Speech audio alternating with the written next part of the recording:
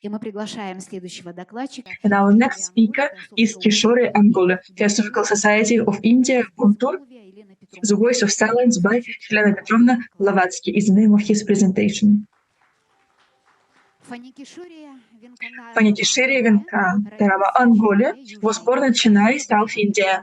He was educated at the Nagarjuna University. He is Bachelor of Commerce. A banker by profession, he has been working in Ongola as a manager at the State Bank of India. He is member of the Sri Krishna Theosophical Society in Guntur since 2009. He regularly publishes his articles on philosophy in the monthly magazine, published in India from April of 2020.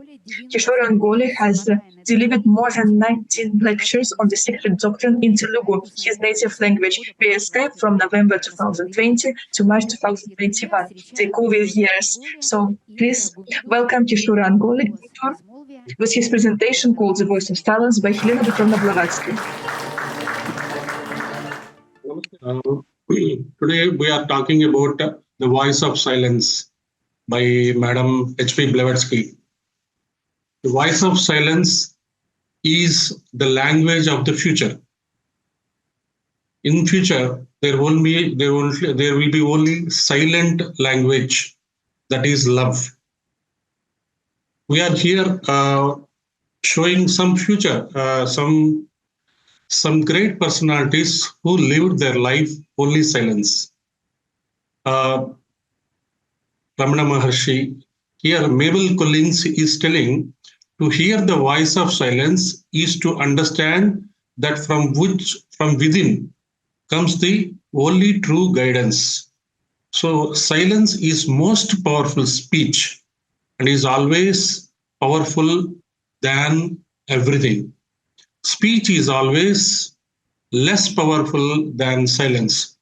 So that is said by Ramana Maharshi. Here are some great personalities who lived their life only silence. Some people will not talk, some masters, Meher Baba, Mother Meera, and that is the photo of Dakshinamurti according to our Vedic sciences, Vedic wisdom.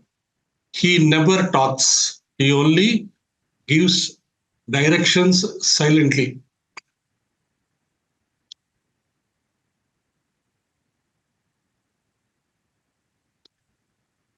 According to Vedic ancient wisdom, there is a saying, Mauna Vyakya Prakatita Brahma.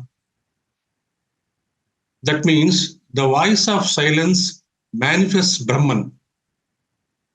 How it is possible? You have to experience it by being silent at least 10 hours a day. Ano Badra Kratavo Vayantu Vishwataha. This is a line from Rigveda 189. Let noble thoughts come to me from all directions. If you practice silence, you will get number of thoughts from all over the world. These thoughts you will receive if you practice the real dynamic silence. And if you emanate these thoughts silently, it will reach millions of people at a time. Because, you know, the thought forms, the ether, the power of ether, the power of sky. While you are meditating, you will receive n number of noble thoughts. The voice of silence tells us about two paths. One is liberation, and the second one is renunciation. Liberation, you will be liberated from your karmic bonds. You will not be entangled with any relations. There can be a dynamic relation between you and the society. You will not be attached to any people. Renunciation is you will dynamic detachment. Here at the voice of silence, it is said as avidya. The name of the first hall is ignorance. We are all ignorant. We don't know anything. we are all students of wisdom. We want to be enter into hall of ignorance. The name of the first hall is ignorance avidya. Avidya is a Sanskrit term that literally means non-knowledge, but is generally translated as ignorance. Remove the prefix a and it becomes vidya. Avidya, if you remove a, it becomes vidya. Vidya is knowledge. Knowledge is wisdom. Wisdom with intelligence. Wisdom with intuition. Wisdom with divinity, which means wisdom or sacred knowledge. Sacred knowledge, the secret doctrine, the sacred knowledge, which is given to the mystics and occultists only. It is the hall of probationary learning. We are all together on this planet to learn. The name of the hall, the second one is Hall of Learning. We are all learners. It is the hall of probationary learning. We are all together on this planet to learn. And those who wish to travel more speedily do not wait to be tested. The name of the third hall is wisdom, the hall beyond which stretch the shoreless waters of Akshara, the indestructible fount of omniscience. The hall of wisdom is a metaphor for the higher mental plane, beyond which stretch the shoreless waters of Akshara, which according to the glossary is the region of spiritual consciousness, beyond which there is no longer danger for those who have succeeded in reaching it. This is the hall of wisdom.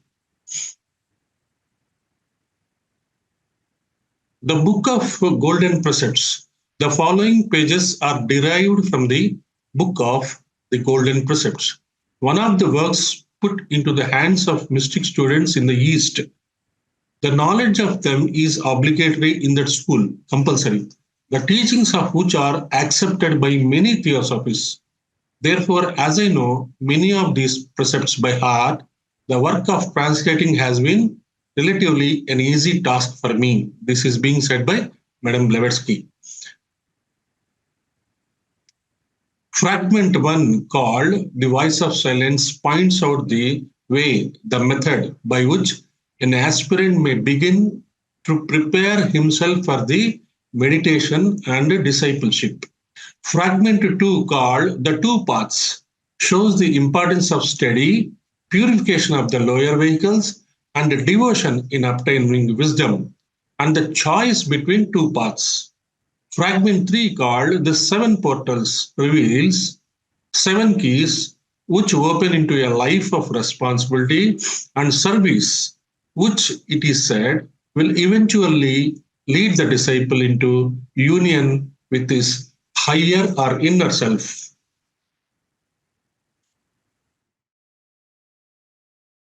The 7 sounds. Sound 1 is the nightingale. You have to be very clear and listen the sounds of the nature. The first is like the nightingale's sweet voice chanting a song of parting to its male. I see the bird as representing the soul, the song of parting being the apparent parting of the soul from its sources. I was reminded of the song Morning Has Broken, in which the blackbird has spoken like the first word, so is linked with the beginning of a new Manvantara. In fragment 3 of The Voice of the Silence, HBB writes of the nightingale of hope, which would fit in well with the birth of a new universe. Sound number 2. This is the second comes as the sound of a silver symbol of the Dhyanis, awakening the twinkling stars. The sound appears to tell of the birth of the cosmos. Brahma played nada, potential vibration, on his cymbals. It was from this that the universe arose. The symbol also stresses duality, as there have to be two parts brought together to make the sounds, just like this. Whether it be a large orchestral symbol or a small Indian one, but at least the Indian symbol has two parts joined permanently together. The team Dhyanis or Dhyani Chauhans means literally the lords of meditation, and they correspond with the higher angels and archangels. Sound number 3.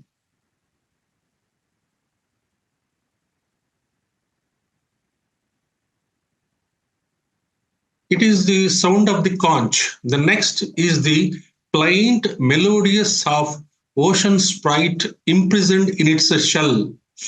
If you keep the shell here, you can listen the voice of ocean. This suggests very much the imprisonment of spirit in matter. It is a sad song because not only is it imprisoned, but no one seems to know it is there. The ocean could be the sea of thought that surrounds us. The shell suggests our spiral outward growth from the center out to the most material. Now we need to take the return journey back to the center. Fourth, and this is followed by the chant of the Veena. In fragment 3 of the Voice of Silence, HPB tells us that disciples may be likened to the strings of the soul echoing Veena, mankind to its sounding board. This suggests that the chant of the Veena would be a joint effort between the higher and the lower self, which could be seen as representing the Antakarana, the rainbow bridge, Antakarana, bridging of Antakarana.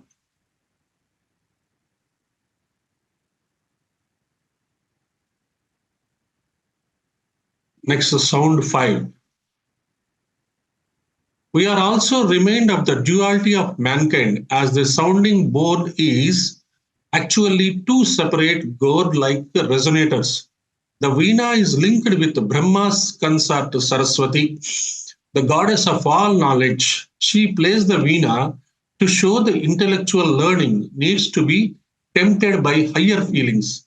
It will be of no surprise to learn that most Veenas have 7 strings, 4 of which are played, the other 3 kept for rhythm and a drone accompaniment.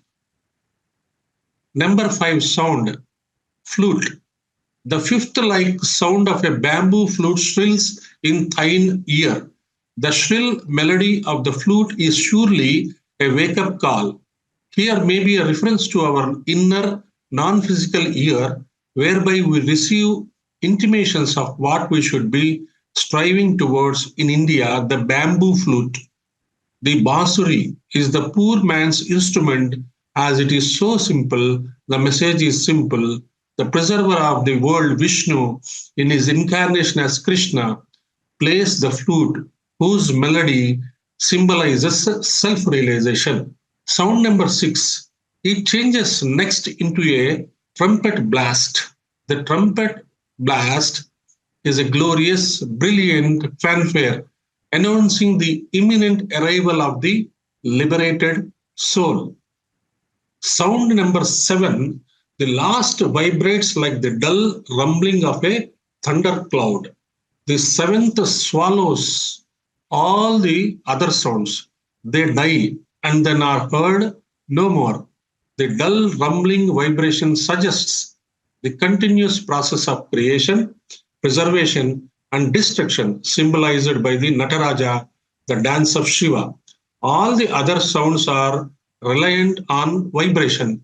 If the thunder ended, that would be the end of manifestation. Buddha likened the eternal laws of the universe to the rhythm of the drum. He spoke of the drum of immortality. 7 virtues: Dana, Shila, Shanti, Virag, Virya, Dhyana, and Prajna. These are 7 virtues, 7 characters which we have to build for the improvement of our intuition and intelligence towards divine. Finally, Madam Blavatsky says that the mind is everything. The mind is the slayer of the real. let the disciples slay the slayer. So mind is to be controlled and tamed. So mind is the slayer of the real. Let the disciples slay the slayer, as said by Madame Blavatsky. The Voice of Silence is such a wonderful book. It has to be understood by all. Thank you.